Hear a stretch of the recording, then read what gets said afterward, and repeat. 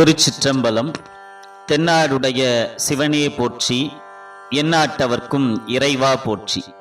அனைத்து அடியார் பெருமக்களுக்கும் சிவனருட்பேரவை யூடியூப் சேனலின் வழியாக அடியேனின் அன்புகளந்த வணக்கத்தை தெரிவித்துக் கொண்டு, இன்றைக்கு ஞானசம்பந்தன் மீது கொண்ட அன்பில் மிகச்சிறந்தவர் உமையம்மையா மங்கையர்க்கரசியா என்ற தலைப்பில் சிந்திக்க முற்படுகின்றோம்.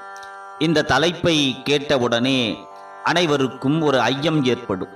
அது என்னவென்றால், உமையம்மையிடம் ஞானப்பால் உண்ட பின்பே ஞானசம்பந்தருக்கு ஞானம் பிறந்தது என்பதை அவரது வரலாற்றின் வாயிலாக நாம் அறிகிறோம். அப்படி இருக்கும்போது உமையம்மையின் அன்புதானே சிறந்து இருக்க முடியும் என்ற ஐயம் நம்முடைய மனதில் தோன்றுவது இயல்பான ஒன்றுதான். ஞானசம்பந்தர் மீது கொண்ட அன்பில் சிறந்தவர் உமையம்மையா அல்லது மங்கையர்க்கரசியா என்ற வினாவை எழுப்பியவர் கற்பனை களஞ்சியம் சிவப்பிரகாச சுவாமிகள் ஆவார். அவர் எழுதிய நால்வர் நான்மணிமாலை நூலில் இந்த வினாவை எழுப்பி அதற்குண்டான விடையை ஞானசம்பந்தரிடமே விட்டுவிடுகிறார்.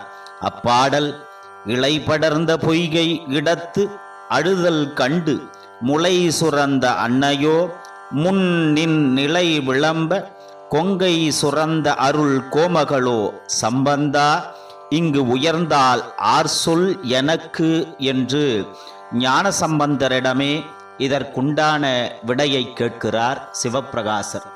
ஞானசம்பந்தரிடம் கேட்ட கேள்விக்கு நாம் பதில் சொல்வது தவறாக இருப்பினும் அப்பாடலின் சரியான பொருளை அனைவரும் உணர வேண்டும் என்பதற்காக சான்றோர் பெருமக்கள் உணர்த்திய வண்ணமும் இறை நமக்கு உணர்த்திய வண்ணமும் உங்களுக்கு உணர்த்த விழைகிறோம்.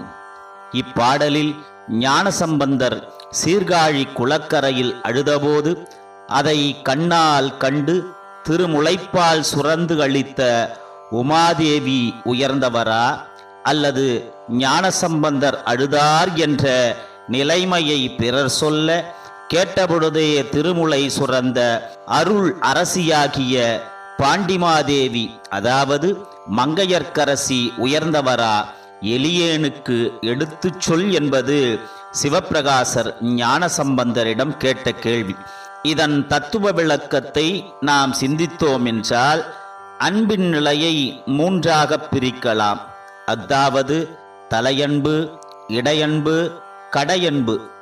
ஒரு குழந்தை பசிக்கும் நேரம் இது என்று காலவரையறை, உடல்நிலை முதலியவற்றை நினைந்து பால் கொடுப்பவள் தலையன்பு கொண்ட தாய்.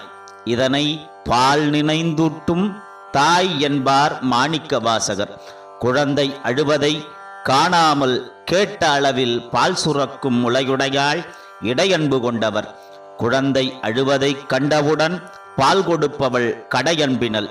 அழுவதை கண்ணால் கண்டும் பால் கொடாது பிறர் உணர்த்திய பிறகு பால் கொடுப்பவள் தாய்மை நிலை பெறாள். ஞானசம்பந்த பெருமான் அழுவதை கண்ணால் கண்ட பிறகும் இறைவன் பாலளிக்குமாறு கூறிய பிறகே வந்து பால் கொடுத்தாள். ஆனால் மங்கையர்க்கரசி செயல் அவ்வாறில்லை. எதிர் நின்றவர்கள் பாலுக்காக குழந்தை ஞானசம்பந்தர் அழுதார் என கூறியவுடனே திருமுலைகள் தாமாகவே பால் சொரிந்தன.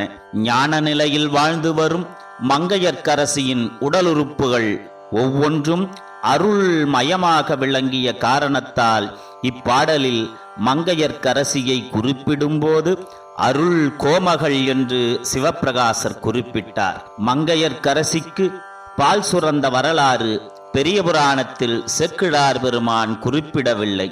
ஆனாலும் 14 சாத்திரங்களில் ஒன்றான திரு களிற்றுப்படியாரில் சுரந்த திருமுலைக்கே துய்ய திரு ஞானம் சுரந்துண்டார் பிள்ளையெனச் சொல்ல சுரந்த தனமுடையாள் தென்பாண்டி மாதேவி தாழ்ந்த மனமுடையாள் அன்பிருந்தவாறு என்ற இப்பாடலே சிவப்பிரகாச சுவாமிகள் இவ்வினாவை எழுப்புவதற்கு ஆதாரமாக விளங்கியது.